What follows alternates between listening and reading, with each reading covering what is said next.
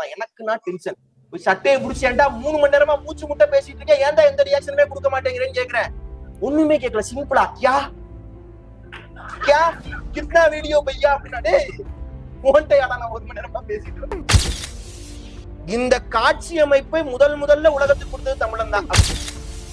இங்க ஒரு பழத்தை வச்சு இந்த உலகத்துக்கு நிலையாமை தத்துவத்தை சொன்ன முருகனை உயர்த்தி இப்படி பாத்துட்டு இருக்கல, இங்கிட்டு பார்த்தா எங்க ஆளு போய் ஒரு ஞான பழத்துக்காக சண்டை போட்டுட்டு இருக்கிறேன். அது சரிப்பா, நான் உன்கிட்ட முட்டி போட்டு வாயை பத்தி கேக்குறேன், நீ யாருக்கடா முட்டி போட்டு வாயை பத்தி இதை கேட்டுட்டு வந்தேன்னு கேட்பாருல்ல. இந்த சம்பவத்தில் இருந்துதான் வேல் வழிபாடும் தொடங்கியது. ஒரு மிகப்பெரிய வரலாற்று செய்தி. உங்களை துப்பாக்கி குண்டுலதான் சுட்டாங்க, நான் மருதமலை முருகனை பீரங்கி குண்டுல சொல்லுவேன். யோசிச்சு பாக்குறேன். அதுதான் காதல் முகம். அந்த காதல் முகம் தான் தமிழர்களுக்கு இருக்கிற சிறப்புகள் எல்லாம் ஆக சிறந்த சிறப்பு. இன்னைக்கு தான் நம்ம அரேஞ்ச் மேரேஜ் பண்ணிட்டு இருந்திருக்கிறோம். ஆனால் உலகத்திலேயே முதல்ல லவ் மேரேஜ் பண்ணது முருகன்டா. அந்த லவ் மேரேஜ் தான் வள்ளியை திருமணம் பண்ணது.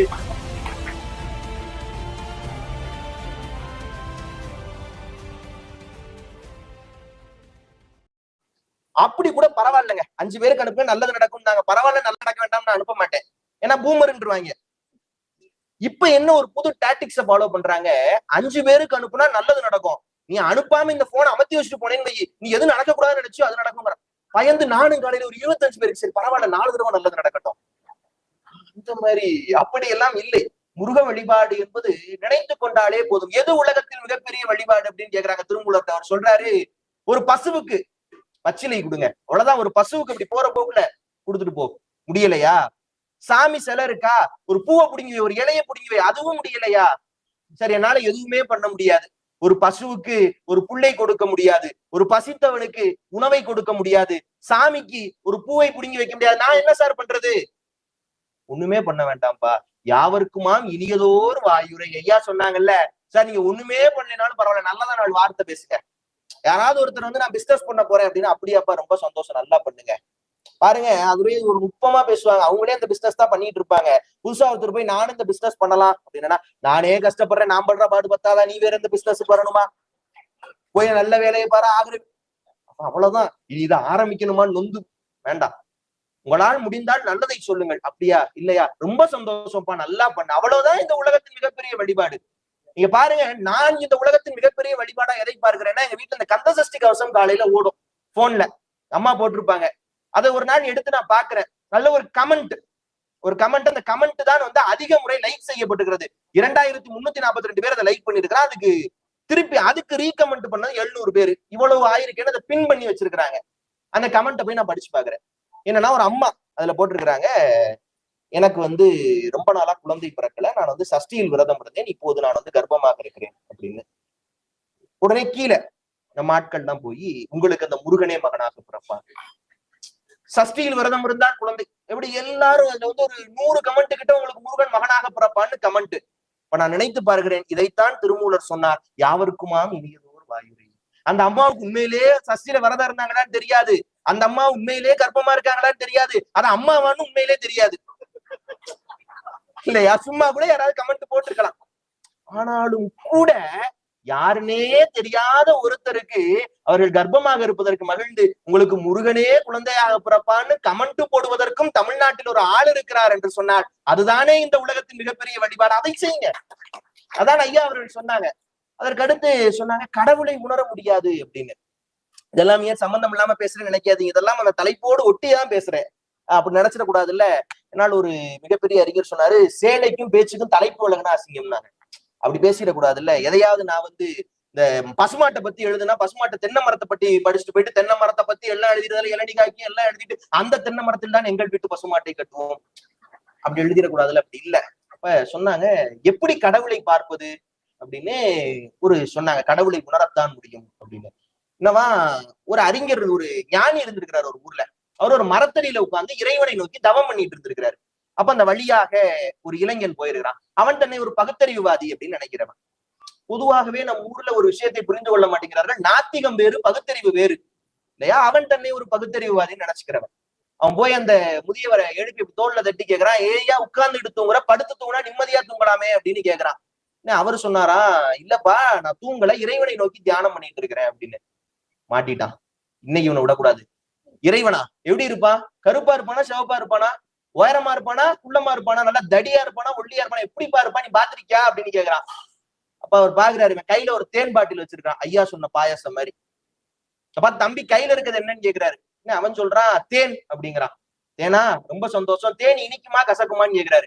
நான் முதல்லையாவது ஒன்னு அரை மெண்டல் தான் நினைச்சேன், இப்ப நீ முழு மெண்டலே ஆயிட்ட. தேன் இனிக்கும்னு ஊருக்கே தெரியுமே அப்படிங்கிறான். அவரு சொன்னாரா, இனிக்கும்னு சொன்னீங்க தம்பி, ரொம்ப சந்தோஷம். இனிப்புங்கிறது கருப்பா சிவப்பான்னு கேக்குறாரு. இவன் டென்ஷன் ஆகி, அதை எப்படிங்க சொல்ல முடியும், சாப்பிட்டா தானே சுவையை சொல்ல முடியும் அப்படிங்கிறான். அவரு சொன்னாரா, அப்படித்தான் தம்பி கடவுளும் அப்படித்தான். ஜட பொருளா இருக்க தேனின் சுவையையே சாப்பிட்டா தான் உணர முடியுங்கிறியே, எங்கும் எதிலும் இருக்கிற இறைவனை மட்டும் எப்படி வாயால் சொல்ல முடியும்? கடவுளை கண்டவர் விண்டதில்லை, விண்டவர் கண்டதில்லைங்கிறார். அதைத்தான் நம்முடைய தமிழ் இலக்கியம் சொல்லுகிறது. தேனுக்குள் இன்பம் சிவப்போ கருப்போ, வானுக்குள் ஈசனை தேடும் மதியிலேயீர், தேனுக்குள் இன்பம் செறிந்திருந்தார் போல் ஊனுக்குள் ஈசன் ஒளிந்திருந்தானேன்னு நம்மால் வர்றாரு. கண்ணதாசன் பின்னாடி வரல படத்துல. ரொம்ப கஷ்டமா இருக்குப்பா, எளிமையா எல்லாருக்கும் புரியுற மாதிரி சொல்லணும் அப்படின்னு பாக்குறாரு. அவர் அடுத்து பாடுறாரு, பிறப்பினில் வருவது யாதனை கேட்டேன், பிறந்துவார் என இறைவன் பணித்தான். பாசம் என்பது யாதனை கேட்டேன், பகிர்ந்துவார் என இறைவன் பணித்தான். அன்பெனப்படுவது யாதனை கேட்டேன், அழைத்துப்பார் என இறைவன் பணித்தான். மனையாள் சுகமது யாதனை கேட்டேன், மணந்துபார் என இறைவன் பணித்தான். வறுமையில் வருவது யாதனை கேட்டேன், வாடிப்பார் என இறைவன் பணித்தான். இறப்பின் பின்னது யாதனை கேட்டேன், இறந்துவார் என இறைவன் பணித்தான். டென்ஷன் ஆயிட்டாரு. அனுபவித்தறிவதே வாழ்க்கை என்றால் இறைவா நீ ஏன் நானே எல்லாத்தையும் அனுபவிச்சு நீ இதுக்குப்பா, அனுபவித்தறிவதே வாழ்க்கை என்றால் இறைவா நீ ஏன் என கேட்டேன். ஆண்டவன் சற்று அருகினில் வந்து, அந்த அனுபவமே நான் தான். அவ்வளவுதான். அனுபவத்தால் மட்டும்தான் இந்த உலகத்தில் உணர முடியும். நம்ம முருகன் இருக்கிறார்ல, அவர் அவ்வையிட்ட கேட்கிறாரு, குழந்தையா இருக்கும்போது அவ்வையிட்ட கேட்கிறாரு, அவையே இந்த உலகத்தில் எது பெரியது? அவ்வை சொல்றா, பெரிது பெரிது புவனம் பெரிது அப்படிங்கிற. உலகம் தான்ப்பா பெருசு. முருகன் கேட்கிறார், அப்ப உலகம் தான் பெருசா, உலகத்தோட பெருசா ஒண்ணும் இல்லையா? உடனே அப்ப இல்லப்பா, இந்த உலகத்தையே படைத்தவர் நான்முகன் பிரம்மா அப்படிங்கிறா. அப்படியா, பிரம்மாதான் பெரியவரா அப்படின்னு கேக்குறா. உடனே அவ சொல்றா, இல்லப்பா, அந்த பிரம்மாவே திருமாலின் உந்தி கமலத்தில் வயிற்றுல பிறந்தவர்ப்பா அப்படிங்கிறா. அவர் சொல்றாரு, அப்ப திருமால் தான் பெரியவரா அப்படின்னு. உடனே இவர் சொல்றாரு, இல்லப்பா, அந்த திருமாலே பார்க்கடலில் பள்ளி கொண்டிருப்பது ஆதிசேடனில் தான், அந்த பாம்புல தான் படுத்திருக்கிறார் அப்படிங்கிறா. உடனே இவரு கேட்கிறாரு, அப்ப ஆதிசேடன் தான் பெரியதா அப்படின்னு. உடனே அப்பை சொல்றா, இல்லப்பா, அந்த ஆதிசேடனையே தன் விரல் மோதிரமாக அணிந்தவள் உமையவள், அப்படி மோதிரமா விரல்ல போட்டிருக்காப்பா அப்படிங்கிறா. உடனே முருகன் கேட்கிறான், அப்ப உமையவள் தான் பெரியவளா அப்படின்னு. உடனே முருகன் சொன்னாரா, இது அப்பை சொல்றா, இல்லப்பா, அந்த உமையவளே ஈசனில் ஒரு பாதி, அவன் உமையொரு பாகன் தானே, ஈசன்ல ஒரு பாதிப்பா அப்படிங்கிறா. உடனே இப்ப முருகன் கேட்கிறாரு, அப்ப ஈசன் தான் பெரியவனான்னு. இல்லப்பா, அந்த ஈசனே தொண்டர்களுக்குள் அடக்கம் அப்படிங்கிறா. இப்ப முருகன் கேட்டானா, அப்ப தொண்டர்கள் தான் பெரியவர்களான்னு. அவ்வை ஒரு நிமிஷம் யோசிச்சுட்டு சொன்னா, தொண்டர்தம் பெருமை சொல்லவும் வேண்டுமோ? இந்த உலகத்திலேயே ஆகச் சிறந்தவர்கள் தொண்டு செய்கிற தொண்டர்கள் தான். ஐயா சொன்ன மாதிரி முடிஞ்சா நாமும் தொண்டு செய்கிற தொண்டர்களாக இருப்போம். அவர்களுக்கு இடையூறு செய்கிற குண்டர்களாக தயவு செய்து இருந்து விட வேண்டாம். நல்ல விஷயங்களில் தவறு இருந்தா சொல்லுவது சரி. தொண்டு செய்கிறவர்களை முடிந்த அளவு ஆதரிப்பதுதான் இந்த உலகத்திற்கு நாம் செய்கிற மிகப்பெரிய கடமையாக இருக்க முடியும். இப்ப நம்ம அப்படியே வர்றோம், தலைப்புக்குள்ள ஆறுமுகமான பொருள் அப்படின்னு தலைப்பு கொடுத்திருக்கிறாங்க. 1/2 மணி நேரம் பேசுவதற்கு நேரம் கொடுத்திருக்கிறாங்க. நான் ரொம்ப நேரம் பேச மாட்டேன், யாரும் பயப்பட வேண்டாம். ஏன்னா இப்ப நிறைய பேர் மேடையில விட்டு இறங்கி வந்தோடனே அன்னைக்கெல்லாம் ஒருத்தர் கட்டி பிடிச்சி, தம்பி ரொம்ப அருமை, ஆனா எனக்கு என்னமோ நீங்க வந்து இந்த ரீல்ஸ்ல பேசுறதா தம்பி ரொம்ப பிடிச்சிருக்கு, இன்ஸ்டாகிராம் சார் ரீல்ஸ்ல பேசுறதா தம்பி. நான் கூட சரி அதுல ரொம்ப நல்ல கருத்தெல்லாம் சொல்லிட்டோம் போல, ஏன் சார் அப்படி அப்படின்னு கேட்டோம். அவர் சொன்னாரு, இல்லப்பா, அதுல நீ பேசுற பிடிக்கலன்னா தள்ளி விட்டு போயிடலாம், உட்காந்து 3/4 மணி நேரம் நாங்க கேட்க வேண்டியதா இருக்கே.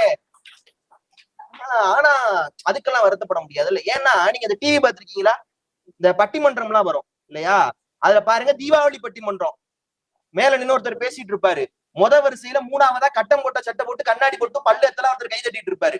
திருப்பி பொங்கல் பட்டிமன்றத்தை ஆன் பண்ணி பாருங்க, அதுலயும் பேச்சாளர் மாதிரி இருப்பாரு, முன்னாடி 3ஆவது வரிசையில கட்டம் போட்ட சட்டை போட்டு பல்லு எத்தனை கண்ணாடி போட்டு இருந்தாருல, அவர் மாதிரி அவர் அங்கேயே உட்காந்து கை தட்டிட்டு இருப்பாரு. வட்டா அவரே வர்றாரானா இல்ல, அந்த வீடியோ மட்டும் வருது. பேச்சாளர்கள் மாறிடுவாங்க, வீடியோ அப்படியே இருக்கும், கீழே இருக்க வீடியோ இல்லையா. ஒரு சிக்கல். இது மாதிரி ஒரு நாடு நான் பேசிக்கிட்டு இருக்கேன், ஒரே நாள்ல ஒரு 10 தடவை இந்த யூடியூப்ல ஒரு 10 வீடியோ சட்டையை மட்டும் மாத்தி மாத்தி பேசினா தெரியவா போகுது? பேசுறேன், நான் எய்தாப்புல கேமராமேன் பேசிக்கிட்டு இருக்கேன். சரி, யாருமே இல்லைனாலும் பரவாயில்ல, இந்த ஒரு ஆளுக்காக பேசணும்ல, அதானே தொழில் தர்மம். நான் முதல்ல ரொம்ப தேசப்பற்று அப்படி புள்ள அரிக்கிற மாதிரி பகத்சிங் கதை சொல்றேன், அசையல. சரி பரவாயில்ல, தேசப்பற்று சரி வரல போல இருக்கு, காமெடி ஷோப்பு போடுவோம் அப்படின்ட்டு கொஞ்ச நேரம் காமெடியா ரொம்ப கஷ்டப்பட்டு வீட்டுல பிராக்டிஸ் பண்ணிட்டு போனதெல்லாம் சிரிக்கல. சரி பரவாயில்ல, நம்ம மூஞ்சியை பார்த்து சிரிப்பு வரல போல, அதுக்கு ஒரு முகக்கலவனேன்னு ஞானசம்பந்தன் ஐயா சொல்லுவாரு, தம்பி நகைச்சுவைங்கிறது வந்து ஒரு அம்மா கர்ப்பமா இருந்து புள்ள பெக்கிற மாதிரி. சில பேர் இந்த சுகப்பிரசவமா பெத்துருவாங்க, சில பேர் இருக்காங்களே அதை வெட்டி சிசேரியனா தான் வைப்பாங்க, அவங்க கையில மட்டும் காமெடி போயிடவே விடாதுடா அப்படின்பாரு. அந்த மாதிரி அப்படி சரி சரி நம்ம அப்படித்தான் இருக்க முடியும் விட்டுட்டு, அடுத்து இந்த படத்துல எல்லாம் ஒரு சூப்பரான ட்ரிக்ஸ். படம் சரியா எடுக்கலைன்னா அம்மா சென்டிமெண்ட்டை போட்டு விட்டுருவாங்க. ஏன்னா எல்லாரும் கண்ணை தொடச்சு மூக்க செஞ்சுட்டு அம்மாப்பா அப்படின்னு போய் படத்தை மறந்துடுவான். நான் கடைசி அம்மா சென்டிமெண்டா பேசினேன். கல்லே கண்ணீர் விடுற அளவுக்கு அம்மா சென்டிமெண்டா நான் பேசிட்டு இருக்கேன். அசையல முறைச்சு பாத்துக்கிட்டு தான். எனக்கு நான் டென்ஷன். சட்டையை பிடிச்சேன்டா 3 மணி நேரமா மூச்சு முட்டை பேசிட்டு இருக்கேன், ஏன்டா எந்த ரியாக்ஷனுமே கொடுக்க மாட்டேங்கிறேன்னு கேக்குறேன். ஒண்ணுமே கேட்கல, சிம்பிளா கியா கியா கிட்னா வீடியோ பையா அப்படின்னா, டேய் உன்கிட்டயாடா நான் 1 மணி நேரமா பேசிட்டு இருக்கேன். அந்த மாதிரி எல்லாம் இல்லாம அது மாதிரிதான் சில இடங்கள்ல இது மாதிரி எல்லாம் இருக்கிறதுனால அதுக்காக எல்லாம் வருத்தப்பட மாட்டேன், எப்படி இருந்தாலும் பேசுவேன். சில இடங்கள்ல என்ன பண்ணுவாங்க, நம்ம ரொம்ப கருத்தா பேசிட்டு இருக்கும்போது சிரிச்சிருவாங்க, நல்ல காமெடி சொல்லும்போது கை தட்டிட்டு இருப்பாங்க. அப்படி எல்லாம் இல்லாம நீ ஒரு நல்ல ஆடியன்ஸ் இருக்கிறதுனால அதற்காக கிடைச்சிச்சுனா மேட விட மாட்டேன்டா மைக்குன்னு பேச மாட்டேன், கரெக்டா முடிச்சிருப்பேன். 6 முகம் ஆன பொருள் அப்படின்னு கொடுத்திருக்கிறாங்க.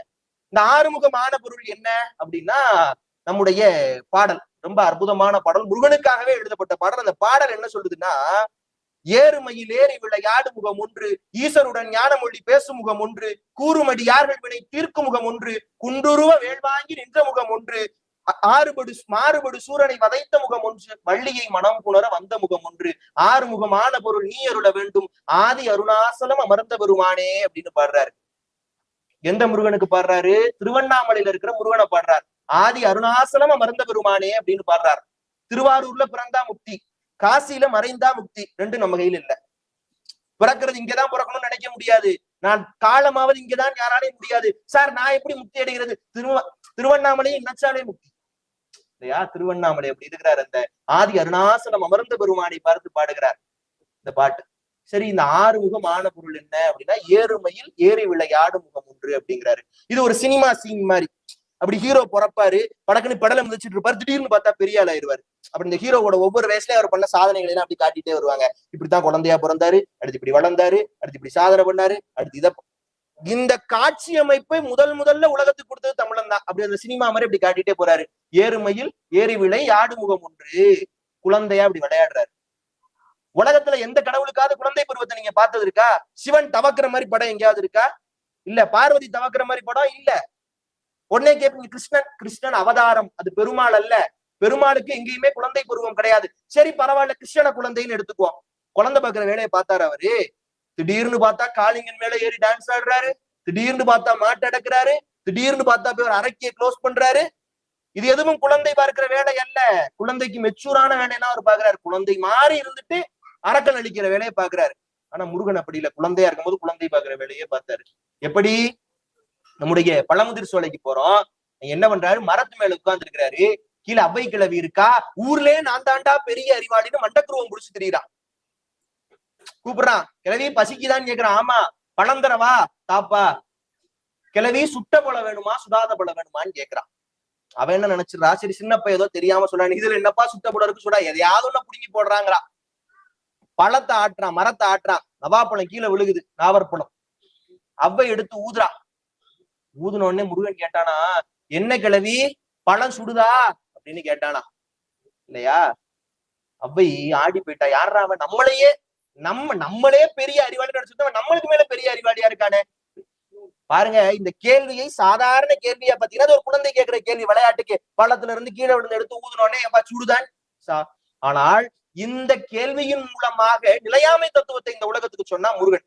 இது குழந்தை பருவத்தில் முருகன் பண்ணது இல்லையா? இது ஒண்ணு பாக்குறோம். இங்க ஒரு பழத்தை வச்சு இந்த உலகத்துக்கு நிலையாமை தத்துவத்தை சொன்ன முருகனை உயர்த்தி இப்படி பாத்துட்டு இருக்கேல, இங்கிட்டு பார்த்தா எங்க ஆளு போய் ஒரு ஞான பழத்துக்காக சண்டை போட்டுட்டு இருக்கிறார். சார் அங்க என்ன நீங்க இப்படி ஒரு பழத்தை வச்சு இவ்வளவு பெரிய நீதியை சொல்லிட்டு இங்க வந்து ஒரு பழத்துக்கு சண்டை போட்டுட்டு இருக்கீங்களே, நீங்களே யாரு? ஞான பண்டிதன், ஞான தண்டாயுதபாணி சாமி, உங்களுக்கு இல்லாத ஞானமா? நீங்க இந்த ஞான பழத்தை சாப்பிட்டுதான் பாருங்க. ஒரு சாதாரண அற்ப மானியர் யாரு? நம்முடைய அதியமான். அவனுக்கு ஒரு நெல்லிக்காய் கொடுக்குறாங்க. இந்த நெல்லிக்காய் சாகாவரம் தரக்கூடிய நெல்லிக்காய்ங்கிறாங்க.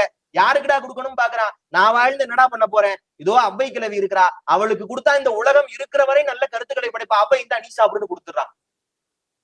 ஒரு அதியமானுக்கு இருந்த எண்ணம் முருகனுக்கு இருந்திருக்கணும்ல. இதை சாப்பிட்டுதான் ஞானம் வரணும்னு இல்ல முருகனுக்கு. அவன் உள்ளதே ஞானத்தில் சிறந்தவன் தான். அவன் கையில இருக்கிற ஒரு வேலையே ஞான வேலை இல்லையா? அவன் ஏன் இப்படி பண்ணா அப்படின்னு யோசிச்சு பாக்குறேன். அவன் குழந்தையாகவே இருந்தான். பழத்துக்கு சண்டை போட்டுட்டு ஒரு குழந்தை சாக்லேட்டுக்கு சண்டை போட்டுட்டு போகும். இப்ப பாக்க நமக்கு என்னடா சாக்லேட், ஆனால் ஒரு குழந்தைக்கு சாக்லேட் பெருசுதான், அதுக்கு சண்டை போட்டுட்டு தான் அது போகும். குழந்தைகளை பற்றி பேசுகிற போது ஒரு கவிஞர் சொல்லுவார், குழந்தைகளிடம் இருக்கிற மிகப்பெரிய பிரச்சனையே குழந்தைகள் உண்மையை உண்மையாகவே சொல்லி விடுவார். உள்ளவன் வச்சுட்டு வெளியில ஒண்ணு நம்மள மாதிரி பேச முடியாது. இப்ப பாருங்க, நமக்கு ஒருத்தரை பிடிக்கவே பிடிக்காது, அவனை பார்க்கவே கூடாதுன்னு நினைப்போம், எய்தாப்புல பாத்துட்டோம், கோவப்படுவோமா மாட்டேன், அண்ணன் நல்லா இருக்கீங்களா பண்றமா இல்லையா? ஆனால் குழந்தைகள் அப்படி அல்ல. நீங்கள் பாருங்கள், உங்க நான் சொல்ற விஷயத்த நீங்க அப்சர்வ் பண்ணி பாருங்க, நிச்சயமான உண்மை. உங்க வீட்டுக்கு ஒரு கெஸ்ட் வர்றாங்க, உங்களுக்கு பிடிக்கல, நீங்க மூஞ்சியை தூக்கி வச்சுட்டு இருக்கிறீங்க, ஆனா ஏதோ ஒரு ஒப்புக்கு பண்றீங்க, இது உங்க குழந்தைக்கு தெரிஞ்சிருச்சு. நீங்கள் ஒப்புக்கு எதையாவது ஒன்றை செய்து கொண்டிருப்பீர்கள், ஆனால் அந்த குழந்தை ஒப்புக்கு எதையுமே பண்ணாது, அவன் தூக்கி கொஞ்சம் அவனை தள்ளி விட்டு ஓடிடும் அந்த குழந்தை. நீங்கள் ஒப்புக்காவது நடிப்பீர்கள், ஆனால் உங்க குழந்தை உண்மையை மட்டும்தான் பேசும். அப்ப முருகன் என்ன பண்றான், இங்க ஒரு முகம், அங்க நான் குழந்தை கோவம்னா கோவம் தான், கோச்சிட்டு போயிட்டான். இப்படித்தான் எல்லா குழந்தைகளும் இருந்தார்கள், ஆமா இருந்தார்கள், இப்படித்தான் எல்லா குழந்தைகளும் இருந்தார்கள். இங்க போய் பாக்குறோம், அலெக்சாண்டர், இந்த உலகத்தையே தன்னுடைய எஃகு காலடியின் கீழ் நசுக்கி வைத்திருந்த அலெக்சாண்டர், அவனும் இதே மாதிரி வேலையை தான் பார்த்திருக்கிறான். என்ன பண்ணி இருக்கிறான், கோர்ட்ல கேஸ் நடந்துட்டு இருக்கு, 2 பேர் தப்பு பண்ணிட்டான்னு குற்றவாளி குண்டுல நிறுத்தி இருக்கான், நீதிபதி இவனுக்கு தூக்கு தண்டனை கொடுக்கணுங்கிறான், இடையில ஒரு 10-12 வயசு பையன் போறான், போய் நிறுத்துங்க அப்படிங்கிறான். நம்ம தமிழ் சினிமாவில கல்யாணத்துல தாலி கட்ட போயில சொல்லுவாங்க, அந்த மாதிரி நிறுத்துங்க அப்படிங்கிறான். போனா இங்க பாருங்க, என்னதான் இருந்தாலும் நான் சொல்றதான் தீர்ப்புங்கிறான். நீ யாரா அப்படின்னா, இந்த நாட்டின் பிலிப்ஸினுடைய மகன், நாட்டின் மன்னன் பிலிப்ஸினுடைய மகன், நான் சொல்றதாண்டா தீர்ப்புங்கிறான். சரி சொல்லுங்கிறாங்க, 2 கத்தி எடுத்துட்டு வாங்கன்னு வீரர்களை சொல்றாங்க, கத்தி எடுத்துட்டு வராங்க, 2 பேர் கையிலையும் கொடுக்குறான். கொடுத்து மன்னர் பிலிப்ஸ் போரில் இருக்கிறார், போய் சண்டை போடு, ஜெயிச்சுனா உனக்கு விடுதலை, தோத்தினா சிறையிடாங்கிறான்.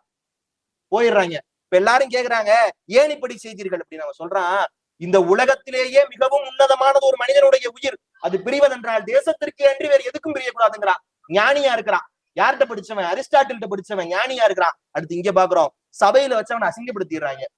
என்னதான் இருந்தாலும் என்ன பிலிப்ஸுக்கு 2வது மனைவிக்கு பிறந்தவன் தானடான்னு கேட்டுறான். கோபம் வந்துருது, ஓடா நீயும் நாடும் நாட்டை பிடிக்க கிளம்பிடுறான், சண்டை போட்டுட்டு போயிடுறான். எப்படி முருகன் ஞானப்பழத்திற்கு கோபத்தோடு சண்டை போட்டு கொண்டு பழனியில போய் நின்னானோ, அது போல அலெக்சாண்டர் சாதாரணமாக மக்கள் பேசிய கேலிக்கு வருத்தப்பட்டு நாட்டை விட்டுட்டு போயிட்டான் போருக்கு. தான் உலகத்தின் வரலாறு. இப்ப பாருங்க, குழந்தைகள் குழந்தைகளாகத்தான் இருக்கிறார்கள். அதே போல் பாக்குறோம், அதுதான் குழந்தை பருவம், அதான் ஏறுமையில் ஏறி விளையாடு முகம் ஒன்று. வேற எங்க முருகன் குழந்தையா இருக்கிறான் அப்படின்னா மதுரையில தான் கடவுள்கள் எல்லாம் மனிதர்களாக வந்து கவிதை எழுதிய பூமி இல்லையா? அப்ப என்ன நடக்குது, இறையனார் அகப்பொருள், இறையனார் எழுதிட்டாரு, இறையனார் அகப்பொருளை சிவன் எழுதிட்டாரு, எழுதி கிடைச்சா இறையனார்னு கையெழுத்து போட்டாரு சிவன். இப்ப இதுக்கு உரை எழுதுறாங்க. மனுஷன் எழுதுறதே பல பேருக்கு புரியாது, இறைவன் எழுதுறது எப்படி புரியும்? அப்ப இறைவன் எழுதிட்டாரு, இதுக்கு உரை எழுதணும். நிறைய பேர் உரை எழுதுறாங்க, யாருடைய உரை சிறப்பானதுன்னு கண்டுபிடிக்க முடியல. அதுல நக்கீரரும் ஒருவர். எல்லாருடைய உரையும் இருக்கு, இப்ப யாருடைய உரை சிறப்பான உரைன்னு கண்டுபிடிக்கணும் அப்படின்னா, இறைவன் என்ன பண்றா, முருகன் ஒரு ஊமை குழந்தையை போல வர்றான். அவன்கிட்ட இப்ப வாசி காட்டணும். அவன் ஊமை குழந்தை எப்படி பேசும் அது வேற, அவன் எதை சிறப்பானதுன்னு சொல்றானோ அதுதான் சிறப்பான நூல் அப்படிங்கிறாங்க. இன்றைக்கும் வெற்றிமாறன் இயக்குனர் பேசுகிற போது சொல்லுவாரு, ஒரு படம் எடுத்துட்டீங்க, அது சிறப்பான படமானு தெரியணும்னா ஒரு குழந்தைகிட்ட போட்டு காட்டுங்க, அந்த குழந்தைக்கு அந்த படம் பிடித்திருந்தாலும் அது சிறப்பான படம் பாரு. இப்ப முருகன் எப்படி வந்திருக்கிறாரு, ஒரு வாய் பேச முடியாத குழந்தையாக வந்து முன்னாடி உட்கார்ந்து இருக்கிறாரு. எல்லாத்தையும் படிக்கிறாங்க, ஒவ்வொரு மாதிரி ரியாக்ஷன் கொடுத்துக்கிட்டே இருக்கு. கடைசியா நக்கீரனுடைய உரையை படிக்கிறார்கள். அந்த குழந்தை அப்படி வருத்தமான விஷயம் வரும்போது அழுகுது, ரொம்ப நல்ல விஷயம் வரும்போது சிரிக்குது, புள்ளரி எல்லாத்தையும் செய்கிற போது என்ன சொல்லிடுறாங்க, இந்த உரைதான் மிகச் சிறப்பான உரை அப்படின்றாங்க இல்லையா? இதுதான். அப்ப இது போல முருகன் குழந்தையாக இருக்கிற போது நிறைய குழந்தையாகவே முருகன் இருந்திருக்கிறான். இதுக்கு எதை நான் சிறந்த உதாரணமா சொல்லணும் அப்படின்னா, தமிழின் தொன்ம வடிவத்தில் குழந்தை இலக்கியங்கள் இருந்திருக்கிறது எங்க ஐயாவுக்கு தெரியும். ஆனால் அந்த பிள்ளை தமிழை ஒரு பிள்ளையால படிக்க முடியுமா ஐயா? படிக்க முடியாது இன்றைக்கு இருக்கிற குழந்தைகளால். ஆனா அதே எடுத்துக்க, நம்முடைய ஐயா அள வள்ளியப்பா அவர்கள் எழுதிய ஒரு பாடலை குழந்தையால் படிக்க முடியும். நம்முடைய ஐயா செல்ல கணபதி அவர்கள் எழுதிய பாடலை ஒரு குழந்தையால் படிக்க முடியும். இப்ப நான் என்ன நினைக்கிறேன், கிருஷ்ணாவதாரம் போன்ற அவதாரங்கள் குழந்தைகளாக எடுத்ததை ஒரு பிள்ளை தமிழ் போலவும், எங்க ஐயா எழுதின பாட்டு மாதிரி எங்க அப்பா முருகன் இருக்காங்கிறதையும் நான் எடுத்துக்கிறேன். ரொம்ப எளிமையாக அணுகக்கூடிய முகம், அதுதான் ஒரு முகம். எது? ஏறுமையில் ஏறி விளையாடு முகம் ஒன்று. அடுத்து வரோம், ஈசருடன் ஞானமொழி பேசும் முகம் ஒன்று அப்படிங்கிறாரு. அது என்ன? அவர் சொல்றாரு, பிரம்மனுக்கு பிரணவத்துக்கு பொருள் தெரியலன்னு சிறையில் அடைச்சிடுறாரு இல்லையா? சிவன் வந்து கேக்குறாரு, ஏன் இப்படி பண்ணேன்னு. அவனுக்கு பிரணவத்துக்கு பொருள் தெரியல. இப்ப இதை பண்ணது ஒரு 40 வயசு ஆளா இருந்திருந்தா, இப்ப இவர்கிட்ட கேக்குறாரு, முருகன்ட்ட கேக்குறாரு, உனக்கு பிரணவத்துக்கு பொருள் தெரியுமா? தெரியும், அப்ப சொல்லு அப்படின்னு கேக்குறாரு. அவர் கேக்குறாரு, அது எப்படி இப்படி நின்றுட்டு சொல்ல முடியும்? நான் குரு, நீ சிஷ்யன், கீழே மண்டி போட்டு வாய் பொத்தி உட்காரு, நான் சொல்றேங்கிறாரு. இப்ப பண்ணது ஒரு 40 வயசு ஆளா இருந்தா சிவன் என்ன சொல்லியிருப்பாரு? அது சரிப்பா, நான் உன்கிட்ட முட்டி போட்டு வாயை பொத்தி கேக்குற, நீ யாருக்கடா முட்டி போட்டு வாயை பொத்தி இதை கேட்டுட்டு வந்தேன்னு கேட்பாருல்ல, கேட்டிருக்கணும்ல. ஆனால் பண்ணது ஒரு பாலகன். சிவன் என்ன பண்றாரு, முட்டி போட்டு வாயை பொத்தி உட்கார்றாரு. அவர் பிரணவத்தின் மந்திர பொருளை சொல்றாரு. அதான் ஈஸ்வருடைய ஞானமொழி பேசுமுகம் ஒன்று. இந்த சம்பவத்திலிருந்துதான் வேல் வழிபாடும் தொடங்கியது. ஒரு மிகப்பெரிய வரலாற்று செய்தி. இந்த சம்பவம் முடிஞ்சிருது. இதற்கு பிறகு கொஞ்ச நாள் கழிச்சு பிரம்மன் என்ன பண்றா, கேலியா பேசிடுறான். இந்த பிரணவத்திற்கு பொருள் சொன்ன சம்பவத்தை கேலியா பேசிடுறான். இது முருகன் காதுக்கு போயிருது. என்ன பண்றாரு, ஓ இலங்கையில கதிர்காமம்னு ஒரு இடம் இருக்கு, அங்க போய் வேடனா போறாங்கிறாரு. வேடனா பிறந்துடுறான். என்ன சார் சாப விமோச்சனம், நீ வேலை வழிபட்டால் உனக்கு சாப விமோச்சனம். வேலை வைத்து பிரம்மன் வழிபடுகிறான், அந்த இடம்தான் கதிர்காமம். இதுதான் ஈஸ்வரோடு ஞானமொழி பேசுமுகம் ஒன்று. அடுத்து சொல்றாரு, கூறுமடியார்கள் விடை தீர்க்கும் முகம் ஒன்று. முகத்துல எல்லாம் சூப்பரான முகம் தான். நம்ம எல்லாம் கோயிலுக்கு போறதே அதுக்கு தானே, என் கஷ்டத்தை முருகன் கேட்க மாட்டானா அப்படின்னு. முருகன் தான் எல்லா கடவுள்ல இருந்து வித்தியாசமானவர். ஏன்னா ஒரு கடவுள்கிட்ட போய் ஒரு வேலிடான பாயிண்ட தான் கேட்க முடியும் இல்லையா. ஒரு வேலிடே இல்லாத பாயிண்ட போய் கடவுள்கிட்ட கேட்க முடியுமா? ஆனா முருகன்கிட்ட கேட்கலாம். எப்படி அப்படின்னா, அதுக்கு உங்க ஊருக்காரரு தான் சூப்பரான சான்று. யாரு, நம்முடைய சின்னப்பதேவர். என்னன்னாலும் ஏதோ நம்ம சொந்தக்காரருக்கு போன் போடுற மாதிரி வருப்பா பண்ணிரு அப்படி முருகனோடு பேசி கொண்டிருந்தார். அவர் என்ன பண்றாரு, ஒரு கடன் பிரச்சனை ஆயிருது, கடன் அடைக்கணுங்கிற சூழ்நிலை வருது. அவர் என்ன பண்றாரு, மருதமலையில இருந்த முருகன்ட்ட போறாரு. போய் இங்க பாருப்பா இங்க பாருப்பான்னு திட்டுறாரு. உன்னை நம்பி வந்தேன், இப்படி 6 ரூபா கடன் வச்சதுக்கெல்லாம் அசிங்கப்பட்டா எனக்கு அசிங்கம் இல்ல, என்ன இப்படி படம் வச்சேன்னு உனக்கு தான் அசிங்கம் பாத்துக்க அப்படின்னு கோவமா திட்டிட்டு வர்றாரு. வந்தா ஒரு சிகரெட் டப்பா எட்டி உதைக்கிறாரு. செவத்துல விட்டு கீழே விழுகுது. 10 ரூபாயும் 2 சிகரெட் இருந்துச்சு. 2 சிகரெட்டை என்ன பண்ணாருன்னு 2 பேரும் இன்னைக்கு நிறுத்தி கேட்டாங்க. இதெல்லாம் கேட்காதீங்க, எனக்கு எப்படி தெரியும், கதையை சொன்னா அனுபவிங்க, ஆராயிருங்க. அது ஒண்ணு. அடுத்த டிரான்சிஷன் பாக்குறோம். அவர் ஒரு படம் எடுக்கிறாரு, அந்த படத்துக்கு பாட்டு எழுதணும். பாட்டு எழுத கண்ணதாசனை கூப்பிடுறாங்க, வரவே மாட்டேங்கிறாரு. ஒரு நாள் கண்ணதாசனை கார் அனுப்பி கூட்டிட்டு வந்துடுறாங்க. வந்து இப்ப வருப்பா ஒரு பாட்டு எழுதி கொடுத்துட்டு போயிருக்கிறாங்க. அவர் எழுதுறாரு. அந்த பாட்டு தான் மருதமலை மாமணியே முருகையா தேவரின் குலம் காக்கும் இளையான்னு பண்ணார். அந்த தேவர் சின்னப்ப தேவருக்கும் பொருந்தும், ஆனந்த தேவர்களுக்கும் பொருந்தும் இல்லையா. எழுதிட்டு போகும்போது கண்ணதாசன் கேக்குறாங்க, ஏன் பாட்டு எழுத வரல? இல்ல என் மகளுக்கு கல்யாணம் இந்த தேதியில வச்சிருக்கிற, முகூர்த்தம் ரொம்ப இதுவா இருக்குதுனால கல்யாண மண்டபம் கிடைக்கலங்க சென்னையில அப்படிங்கிறாரு. இதுதான் இதுக்குத்தான் நீ வராம இருந்தியா? முதல்ல சொல்லிக்கலாம், ஒரு பிளாங்க் செக்கை கொடுத்து கல்யாண மண்டபம் கட்டுவதற்கு எவ்வளவு செலவாகுமோ அதை எழுதிக்கங்கன்னாராம். இப்படி இருந்தவரை அப்படி உயர்த்தியவர் முருகன் இல்லையா. முதல் வேண்டுகோள் அந்த 6 ரூபாய் கடனுக்காக. அடுத்த வேண்டுகோள், தெய்வம்னு ஒரு படம் எடுத்துட்டு இருக்கிறாரு. ஒரு மருதமலையிலே எடுத்த படம். அவர் தான் மருதமலையை நிறைய படத்துல காட்டினவர் இல்லையா. ஒரு பாம்பு, பாம்புக்கு பக்கத்துல குழந்தை, அம்மா தூரத்துல நிக்கிறா, குழந்தைய காப்பாத்த வரணும். இப்ப என்ன பண்றது தெரியல, ஒரு மயில் வந்து அந்த பாம்பை கொத்தி தூக்கிட்டு போகணும் காட்சி. 3 மயில பிராக்டிஸ் பண்ணி கூட்டிட்டு வந்துட்டாங்க. கேமராவை ஆன் பண்றாங்க, ரோலிங் ஆக்ஷன் எல்லாம் நடக்குது, மயில் கொத்தாமலே போயிருது. ரோலிங் ஆக்ஷன் மயில் கொத்தாமலே போயிருது. ரோலிங் ஆக்ஷன் மயில் கொத்தாமலே போயிருது. 3 மயிலும் கொத்தாம போயிருச்சு. இவருக்கு டென்ஷன் ஆயிருச்சு. இங்க வேறு ஓன் ஊர்ல ஓ முன்னாடி ஓன் கோயில கட்டி படம் எடுத்துருக்க வந்திருக்க, நான் சொல்றதான் நீ கேட்கணும். இப்ப மட்டும் வரலன்னா சீனை மாத்திடுவேன், நீ பாத்துக்கப்பா அப்படின்ட்டு கையை கட்டிட்டு நிக்கிறாரு. அங்கு கோயிலினுடைய கோபுரத்திலிருந்து ஒரு மயில் கத்திக்கொண்டே பறந்து வருகிறது. கேமரா ஆன் பண்றாங்க, ரோலிங் ஆக்ஷன், மயில் வருது, கொத்துது, தூக்கிட்டு போயிருது. வேற மயில், முருகன் அனுப்பிய மயில். பாருங்க, ஒரு மயிலுக்கெல்லாம் முருகனை போய் கேட்டிருக்கிறாரு. சரி சார் இதெல்லாம் பரவாயில்ல, எம்ஜிஆரை சுட்டுட்டாங்க குண்டு. இவர் பார்க்க போறாரு. ப்ரொடியூசர்கள் என்ன பண்ணிட்டாங்களா, கொடுத்த அட்வான்ஸ் அப்புறம் திருப்பி வாங்கிட்டாங்க. ஏன்னா எம்ஜிஆரால பேச முடியாதுங்கிறாங்க. தேவர் மட்டும் என்ன பண்றாரு, ஒரு பையில பணத்தை எடுத்துட்டு போய் பணத்துக்கு அட்வான்ஸ் கொடுக்குறாரு. எவ்வளவு கெத்து பாருங்க அவருக்கு. கோயம்புத்தூர்காரர்ல சும்மாவா போறாரு. போய் கொடுத்துட்டு, இங்க பாருங்க உங்களுக்கு குரல் சரியாயிரும், நீங்க நடிக்க வருவீங்க. இப் சப்போஸ் வரலைன்னா முருகனை வேண்டிக்கிறேன்னு இருக்கலாம், முருகனுக்கு காவடி எடுக்கிறேன்னு இருக்கலாம், என்னமோ சொல்லிருக்கலாம், மொட்டை போடுறேன்னு கூட சொல்லிருக்கலாம். சொல்றாரு, உங்களை துப்பாக்கி குண்டுலதான் சுட்டாங்க, நான் மருதமலை முருகனை பீரங்கி குண்டுல சுடுவேன். யோசிச்சு பாக்குறேன் எப்படி எல்லாம் மிஸ்யூஸ் பண்ணிருக்கீங்க. அதான் தமிழர்களுக்கு அந்த கட்ஸ் எப்பவுமே உண்டு. அதான் பாரதி சொல்றான்ல, சொல்லடி சிவசக்தி, பக்கத்து வீட்டு பொண்ணா சொல்லடி சிவசக்தி, அம்மா இல்ல உரிமையில சொல்லடி சிவசக்தி. எல்லாரும் எனக்கு அறிவை கூட புத்தியை கூடன்னு தான் கேட்பாங்க, என் புள்ள சென்டம் எடுக்கணும் தான் கேட்பாங்க. அவன் போய் கேட்கறான், என்னை சுடர்மிகும் அறிவுடன் படைத்து விட்டாய். ஊர்ல இருக்கவனை பூரா அரகுர அறிவோட படிச்சுட்டு என்ன மட்டும் சுடர்மிகும் அறிவுடன் படைத்து விட்டாய். அறிவு மட்டும் போதுமா? அதை வச்சு என்ன பண்றது? வல்லமை தாராயோ, வல்லமை தான் கேட்கல, வல்லமை தாராயோ. அடுத்து ஒரு வரிய போடுறான், எனக்கு கேட்கல, நான் என் சொந்த செலவுக்கு கேட்கல, என் சொந்த வாய்ப்புக்கு கேட்கல, வல்லமை தாராயோ இந்த மாநிலம் பயன்முறை வாழ்வதற்கே. ஊரு நல்லா இருக்கணும்டா, அதுக்கு எனக்கு அறிவும் வேணும், அதை பயன்படுத்துகிற ஆற்றல் வல்லமையும் வேணும்னு பாரதி போய் கேட்டான். அடுத்து வர்றான், காணி நிலம் வேண்டும் பராசக்தி, காணி நிலம் வேண்டும், இடம் வேணும், சரி கிராண்டட் கொடுத்துருவோம். அடுத்து சொல்றான், அதில் தென்னை மரங்கள் வேண்டும், சரி வச்சு கொடுத்துடலாம். அடுத்து அதுல ஒரு வீடு நீயே கட்டி தரணும். எங்க பராசக்தி என்ன கொத்தனாரா சித்தாளா, நீயே வீடு கட்டி தரணும். அடுத்து உச்சத்துக்கு போயிடுறான், போய் கேக்குறான், இவ்வாறு அன்றாடம் சோட்டுக்கு என்னை அவஸ்தைப்படும் நிலையில் வைத்திருந்தாயே, ஆனால் பராசக்தி இப்போது சொல்கிறேன் நான் நாத்திகன் ஆயிருவேங்கிறான், மிரட்டுறான். அப்ப பாருங்க, இந்த முருகன்ட்ட மட்டும்தான் எல்லாத்தையும் போய் கேட்க முடியும். பாருங்க, தேவர் போய் மயிலுக்கு கேட்டிருக்கிறாரு, மண்டபத்துக்கு கேட்டிருக்காரு, 10 ரூபாய் கடனுக்கு கேட்டிருக்கிறாரு, குண்டை வச்சு இடிப்பேன் இருக்கிறாரு. இதெல்லாம் யாரிடம் செய்ய முடியும் என்றால், ஒண்ணு முருகன்ட்ட செய்ய முடியும், இன்னொன்னு உங்களுடைய முன்னோர்கள்ட்ட செய்ய முடியும். ஏன் தெரியுமா? முருகனும் நம்முடைய முன்னோர். அதான் வள்ளுவன் அழகான ஒரு குறளை சொல்லுவான், தென்புலத்தார் தெய்வம் விருந்து ஒக்கள் தான் என ஐம்புலத்தார் ஓம்பல் தலை. தமிழர்களுக்குள்ள சிறப்புல எல்லாம் எதிரா சிறந்த சிறப்புனா விருந்தோம்பல். யாரெல்லாம் விருந்தோம்பல் பண்ணணும்? தென்புலத்தார். யாரு? தெற்கு பக்கத்துல யாருடைய படத்தை மாட்டோம்? முன்னோருடைய படத்தை மாட்டோம், தென்புலத்தார். அடுத்து யாரு? தெய்வம். அடுத்து யாரு? விருந்து, வீட்டுக்கு வந்தவன். அடுத்து யாரு? ஒக்கள், சுற்றம். அடுத்து யாரு? தான், தன்னைத்தானும் பாத்துக்கணும். இதான் 5 தாண்டா தமிழனுக்கு சிறப்புங்கிறான். மத்ததையெல்லாம் விட்டுருவோம். முதல்ல 2 இருக்கு, தென்புலத்தார் தெய்வம். சரி சார், தென்புலத்தாரையும் கும்பிடுறோம், தெய்வத்தையும் கும்பிடுறோம். யாரு தென்புலத்தார், யாரு தெய்வம்? இப்ப நான் என் வீட்டுக்கு நல்லவனா இருந்தேன்னா எனக்கு பிறக்கிற பேர குழந்தைக்கு என்னுடைய பேரை வைப்பாங்க. என் வீட்டுல என் போட்டோவை மாட்டி பூ போட்டு சாமி கும்பிடுவாங்க. இதே நான் இந்த ஊர்ல இருக்கவனுக்கு எல்லாம் நல்லவனா இருந்தேன்னா கண்ணதாசனின் புகைப்படத்தை போல, இங்கு மாட்டி இருக்கிற நம்முடைய கம்பன் அடிப்பொடி சா கணேசன் அவர்களுடைய புகைப்படத்தை போல, வள்ளல் அழகப்பருடைய புகைப்படத்தை போல, பென்னி குயிக்கினுடைய புகைப்படத்தை போல எல்லாரு வீட்லயும் மாத்தி எல்லாரும் கும்பிடுவாங்க, எல்லாரும் பேரை வைப்பாங்க. இதுக்கு நடமாடும் உதாரணம் யாரு அப்படின்னா, தேனி மாவட்டத்துக்கு போனீங்கன்னா பென்னி குயிக்னு ஒருத்தர் இருந்தார், அவர் தான் அணை கட்டினாரு. இன்னைக்கும் பென்னி குயிக்கினுடைய படம் தேனி மாவட்டத்தில் இருக்கிற எல்லா வீடுகளிலும் இருக்கிறது. தங்களுக்கு பிறக்கிற பேர குழந்தைகளுக்கு பென்னி குயிக்னு பேர் வைக்கிறாங்க. Pennycuick யாரவ?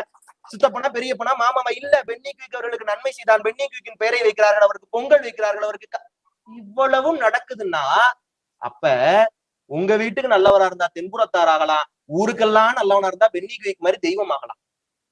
இப்ப முருகன் யாரு தெரியுமா? அதுல 2வது கேட்டகிரி, தெய்வம் ஆயிட்டான். எப்படி தெய்வமானா நம்முடைய முன்னோர்னு சொல்றீங்க அப்படின்னா, நம்முடைய படைப்பு வீடுகள்ல பேழை பெட்டின்னு ஒண்ணு வச்சிருக்கோம்ல, யாருக்கு படைக்கிறோம்?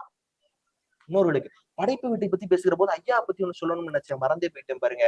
எல்லோரும் சொல்லுகிறார்கள் ஐடி கலாச்சாரத்துக்கு போயிட்டா நம்முடைய கலாச்சாரம்லாம் அழிஞ்சு போயிடும் அப்படின்னாங்க. இன்னைக்கு ஐயா பார்த்த பிறகு நான் இனிமே நான் கூட சொல்ல மாட்டேன், தவறி தூக்கத்துல கூட சொல்ல மாட்டேன். ஏன்னா பாக்கெட்ல ஐடி நிறுவனத்தில் வேலை பார்த்தாலே நம்முடைய கலாச்சாரம் போய்விடும் என்று சொல்கிற காலத்தில் அடைக்காத்தால் படத்தை தன்னுடைய பாக்கெட்டில் வைத்துக் கொள்ளவும் ஒரு ஆள் இருக்கிறார் என்றால் அதான் எங்க சிறப்பு. அப்ப நம்முடைய முன்னோர்கள் வழிபாடு இருக்குல்ல, அந்த பேழை பெட்டி முருகன் பழனியில இருக்கிறாருல முருகன், அவருடைய கருவறைக்குள்ளும் அந்த பேழை பெட்டி இருக்கிறது. இது ஒரு சான்று பத்தாதான் முருகன் நம்முடைய முன்னோர் என்று சொல்வதற்கு. இது மாதிரி ஏகப்பட்ட சான்று. தமிழ்நாட்டில் எழுதப்பட்டதிலேயே மிகவும் தொன்மையான நூல் எது தெரியுமா? தொல்காப்பியம். இன்னைக்கு கிடைச்சிருக்கதை பொறுத்தவரை தொல்காப்பியம் தான். அந்த தொல்காப்பியத்தில் இருக்கிற ஒரே கடவுள் யாரு தெரியுமா? முருகன் மட்டும்தான். சேயோன் மேய மெய்வரை உலகம்னு இருக்கு. பெருமாள் காட்டுல இருக்க கடவுள்னு இலக்கியம் சொல்லுது. ஆனால் இன்றைக்கு எந்த திருமால் கோயிலும் காட்டில் இல்லை, இல்லையா? ஆனால் குறிஞ்சி நில கடவுள் முருகன் என்று இலக்கியம் சொல்கிறது. இன்றைக்கும் எல்லா மலைகளிலும் முருகன் இருக்கிறான். குன்றுதோறாடும் குமர கடவுள் வாழ்க்கை என்று பேசுகிறோம். குன்று இருக்கும் இடமெல்லாம் குமரன். படை வீட்டில் நம்ம குன்னக்குடி கூட படை வீட்டுல இருக்கு, குன்றுதோர் ஆடல்ல இருக்கு. குன்று இருக்கிற எல்லா இடத்திலும் முருகன் இருப்பான், இல்லையா? அப்படி அந்த இதைதான் சொல்றாரு. என்ன சொல்றாரு? கூறுமடியார்கள் வினை தீர்க்கும் முகம் ஒன்று, எதை கேட்டாலும் முருகன் செய்வான். என்ன பண்ணுங்க, ஒன்னே ஒண்ணுதான், சிம்பிள். அவனை உங்கள் தந்தையாக, தாயாக, மகனாக அப்படி நினைச்சுக்கங்க. கேட்கவே வேண்டாம், என்ன தேவையோ அதை செய்வான். இதுதான் 3வது முகம், கூறுமடியார்கள் வினை தீர்க்கும் முகம் ஒன்று. அடுத்து சொல்றாரு, குன்றுருவ வேள்வாங்கி நின்ற முகம் ஒன்று அப்படிங்கிறாரு. சிக்கல்ல இன்றைக்கும் கூட அந்த வேள்வாங்கிற சம்பவத்தின் போது முருகனுக்கு சிலைக்கு வேர்க்குமா, இல்லையா? அந்த வேலை வாங்குகிறான். வேலை வாங்குகிற போது நான் ஒன்றை நினைத்து பார்ப்பேன், இந்த முருகனுக்கு எங்கிருந்து இவ்வளவு அன்பு வந்தது, இல்லையா? அதை அடுத்து பேசுவோம். இந்த முகத்தை பற்றி பேசணும்ல. அப்ப வேலை வாங்குகிறான். இந்த வேல் எதற்காக முருகன் வாங்கினான் அப்படிங்கிறதற்கு 2 செய்திகளை சொல்வார்கள். வைரமுத்து எழுதுறாரு, வேலின் தொழில், அதாவது வேலின் தொழில்கள் விளம்ப கேள் அப்படின்னு முருகன் சொல்றான். முருகன்ட்ட கேறாரு, எப்பா நீ வேலோடு அணையும் வினோதம் என்ன அப்படின்னு கேக்குறாங்க. வேலோட திடீரியே என்ன வினோதம்? அவர் சொல்றாரு, வேலின் தொழில்கள் விளம்ப கேள். வேட்டை காட்டில் வெற்றி தந்ததும், வேளாண்மைக்கு காவல் தந்ததும், மடவார் தம்பின் மானம் காத்ததும், ஆச்சார் விரட்டி மண்புலம் காத்ததும், முன்னோடிகளின் முன்னோடிகளை விளங்குண்ணாமல் அந்நாள் கழுத்து ஆயுதமானதும் கைவேல் கைவேல் கைவேல் தானடா, கைவேல் இல்லையே நீ நான் ஏதரா அப்படிங்கிறார். அப்ப கைவேல் என்பது மலையில் வாழ்கிறவர்களுக்கு, மலையில் தோன்றிய தமிழர்களுக்கு அது ஒரு காவல் ஆயுதமாக இருந்திருக்கிறது. அந்த காவல் ஆயுதத்தை ஏந்தி அப்படி முருகன் நின்றுகிறான். முருகன்னா யாரு? முறுக்கேறிய உடம்பு. ஒரு மனிதனுக்கு 6 குணங்கள் இருக்கணும். அந்த 6 குணமும் சிறப்பா இருந்தா அவன் கடவுளாகிறான். அந்த 6 குணத்தையும் வைத்து ஒரு உருவத்தை படைக்கிறார்கள். அந்த உருவம் யாரு? நம்முடைய முன்னோர். அவன் தான் முருகன் இல்லையா? இதுதான் 6 முகம். அந்த முருகன் இருக்கிறான், அவன் கையில இந்த வேல் இருக்கு இல்லையா? இந்த வேலை வாங்கிய முகம் ஒன்று அப்படிங்கிறாரு. அதற்கு அடுத்த முகம் விரைவில் முடிக்க வேண்டிய சூழல் இருக்கு, நேரம் முடிய போகுது. அடுத்து மாறுபடு சூரரை வதைத்த முகம் ஒன்று அப்படிங்கிறாங்க இல்லையா? மாறுபடு சூரரை வதைத்த முகம் ஒன்று. நான் இந்த சம்பவத்தின் போதுதான் நினைத்து பார்ப்பேன், எல்லோரும் பிறந்தார்கள், 10 அவதாரம் எடுத்தார்கள் இல்லையா? அந்த 9 அவதாரமும் எதிரியை வீழ்த்தி விட்டுத்தான் மண்ணை விட்டு சென்றது. ஆனால் முருகன் அப்படி இல்லை, மன்னிச்சு விட்டான், பொழைச்சு போ. ஏன்னா ஒரு பழமொழி உண்டு, தூக்கிலிடப்பட வேண்டியவர்கள் குற்றவாளிகள் அல்ல குற்றங்கள் அப்படிம்பாங்க. முருகன் என்ன பண்றான்? குற்றத்தை தூக்கிடுறான், அவனை மன்னிச்சு விட்டுறான், வேளாவும் மயிலாவும் சேவலாவும் மாத்திடுறான் இல்லையா? இந்த அன்பு முருகனுக்கு எங்க இருந்து வந்திருக்கும் அப்படின்னு பாக்குறேன். தாயை போல் பிள்ளை, நூலை போல் சேலை அப்படிம்பாங்க. அவர் அம்மாட்ட இருந்து தான் வந்திருக்கணும் இல்லையா? என்ன காரணம்னா, அபிராமி பட்டர்னு ஒருத்தர் இருக்கிறார். அவரு அன்னை அபிராமி மேல ரொம்ப பாசம் கொண்டவர். பார்த்தா அபிராமிய பாடிட்டே இருப்பாரு. ஒரு நாள் ராஜா வர்றாரு, சாளுக்கிய மன்னர் வர்றார், வந்து பாக்குறாரு, இவர் முன்னாடி இருந்து கும்பிட்டுக்கிட்டே இருக்கிறாரு. இன்னைக்கு இவ்வளவு பெரிய பக்தன், இன்னொன்னே இன்னைக்கு என்ன பௌர்ணமி, அப்ப அவர் முகத்தை பார்த்துட்டே இருக்கிறார். அம்மனுடைய முகத்தை பாடுறாரு, அது பௌர்ணமியை போல இருக்கிறது. இன்னைக்கு பௌர்ணமி அப்படிங்கிறாரு, பௌர்ணமியை போல இருக்கிறது அப்படிங்கிறாரு. அப்படி சொன்னோடனே இல்ல அப்படிங்கும் போது என்ன செய்வது அப்படின்னு வந்தது. இவரை வந்து நெருப்பில் இறக்குவதற்கான காரியங்கள் செய்யப்படுகிறது. நிலா வரணும், வந்துச்சுன்னா பிறை வந்தா உன்னை விட்டுறோம் அப்படிங்கிறாங்க. அப்ப நெருப்பு எரிந்து கொண்டிருக்கிற போது அன்னை என்ன பண்றா? தன்னுடைய காதணியை தூக்கி வானத்துல போறா, அது பிறையாக மாறிடுது. அடுத்து மார்க்கண்டேயன்னு ஒருத்தன் வர்றான், அவன் என்ன பண்றான்? போய் கட்டி புடிச்சுக்கிறான். கட்டி புடிச்சுக்கிற போது காப்பாத்துனது யாரு தெரியுமா? இடப்பக்கம் காலை ஓங்கிய போது அவனை காப்பாற்றியது அன்னை பார்வதி இல்லையா? அதற்கு அடுத்து வர்றோம், நம்ம கண்ணப்பர் இருக்கிறாரு, அவர் பேரு திண்ணப்பன். திண்ணப்பன் கதை எல்லோருக்கும் தெரியும். என்ன பண்றான்? வலது கண்ணை வைக்கிற போது சிவன் சும்மாதான் இருந்தாரு, இடது கண்ணை எடுக்கிற போது அம்மா அம்மா இல்ல குழந்தையின் மீது பாவம் கொண்டவள், அவன் என்ன சொல்றான்? நிறுத்து கண்ணப்ப அப்படிங்கிறார், திண்ணப்பரை கண்ணப்ப அப்படிங்கிறாரு. அப்பதான் அவர் கண்ணப்பரானார். அப்ப எல்லோரிடமும் பாசம் காட்டுகிற குணம் முருகனுக்கு அன்னை பார்வதியிடம் இருந்துதான் வந்திருக்க வேண்டும். அதுதான் இந்த 6வது முகம். அதுதான் மாறுபடு சூரனை வதைத்த முகம் ஒன்று அப்படிங்கிறாங்க. அப்ப அவர் வதம் செய்யவில்லை, அவனை நல்ல மனிதனாக திருத்தி இந்த உலகத்திற்கு தந்திருக்கிறார். எல்லாம் சரி, எல்லாம் சொல்லியாச்சு. கடைசியா இதோட விட்டுருக்கலாம். அடுத்த ஒரு வரியை சொல்லுகிறார், 6 முகம் ஆன பொருள் நீ அருளல் வேண்டும். நான் ஒரு 6 சொல்லிட்டேன், ஆனா உண்மையான 6 என்ன நீதான்ப்பா சொல்லணும், எனக்கு தெரியாது. எப்படி தெரியுமா? ராமனை பற்றி கம்பன் பாடுறாரு, மையோ மர கதமோ மறி கடலோ. அடுத்து என்ன சொல்றது இல்ல, ஐயோ இவன் வடிவு எனும் ஓர் அழியா அழகுடையான். ஐயோங்கிறது அமங்கல வார்த்தை, ஆனா அவர் என்ன தெரியுமா சொல்றாரு? அடுத்து புகழ்றதுக்கு வரி இல்ல, மையோன்ட்டாரு, மர கதமோன்ட்டாரு, மறி கடலோன்ட்டாரு. இன்னொரு சொல்றே பார்த்தடா, ஐயோ இவன் வடிவு எனும் ஓர் அழகா அடியா அழகுடையான்ட்டாரு. மாதிரி இவர் பாக்குறாரு, நான் என்னென்னமோ என் சின்ன புத்திக்கு தோணுனதெல்லாம் வச்சு சொல்லிட்டேன், ஆனா அதெல்லாம் சரியில்லை. 6 முகம் ஆன பொருள் நீ அருளல் வேண்டும்னு சொல்லிட்டாரு. இதை இப்படியும் பொருள் பண்ணலாம், இன்னொரு மாதிரி பொருள் பண்ணா இந்த பேச்சை முடிச்சிடலாம், அப்படி பொருள் பண்ணா இன்னொரு 1/2 மணி நேரம் பேசலாம். இப்படி பொருள் பண்ணி இந்த பேச்சை முடிக்கிறதா இப்ப சிறப்பா இருக்கும்னு நினைக்கிறேன். 6 முகம் ஆன பொருள் நீ அருளல் வேண்டும். 6 முகத்தோடு இருக்கிற முருகனே நீ என்ன பண்ணு, எங்களுக்கு அருள் கொடு முருகா அப்படிங்கிறாரு. எப்படி தெரியுமா? 6 முகம் வந்தா 5 முகன் சிவன், அந்த 5 முகத்திற்குள் ஒரு அதோ முகம் இருந்தது, அதுதான் 6வது முகம். தேவர்கள் எல்லாம் போய் சிவனிடம் முறையிட்டார்கள், எங்களை காப்பாற்றுவதற்கு மண்ணுலகில் ஒரு கருணை கடவுள் வர வேண்டும் என்று. உடனே தன்னுடைய அதோ முகத்தை இந்த பூமிக்கு அனுப்பினான், அதுதான் 6வது முகம், அதுதான் முருகன். மு என்பது முகுந்தன் என்கிற திருமாலை குறிக்கிறது, ரு என்பது ருத்ரன் என்கிற சிவனை குறிக்கிறது, கா என்கிறது கமலத்துல வந்திருக்கிற நம்முடைய பிரம்மாவை குறிக்கிறது. அப்ப அதனாலதான் பாடினாரு, ஒருமை பன்மை பிழை நினைப்போம் முருகா எனும் நாமங்கள்னாரு. முருகாங்கிறது ஒரு நேம் தானே, நாராயண கோவிந்தன் என்னும் பெயர்கள்னா சிரிக்க மாட்டாங்களா? அப்ப நாராயண கோவிந்தன் என்னும் பெயர் தானே, அவர் பாடுறாரு முருகா எனும் நாமங்கள் அப்படிங்கிறாரு. முருகா என்பது ஒரு நாமம் அல்ல, அது எல்லா கடவுளையும் குறிக்கக்கூடிய ஒண்ணு.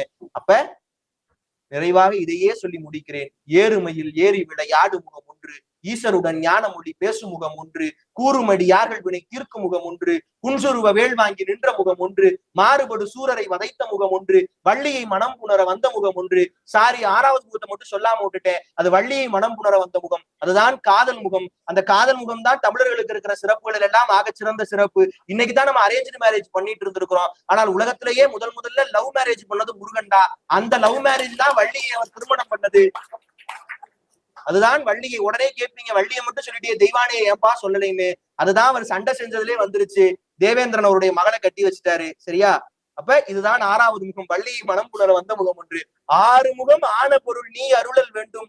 ஆதி அருணாசலம் அமர்ந்த பெருமானே. நன்றி, வணக்கம்.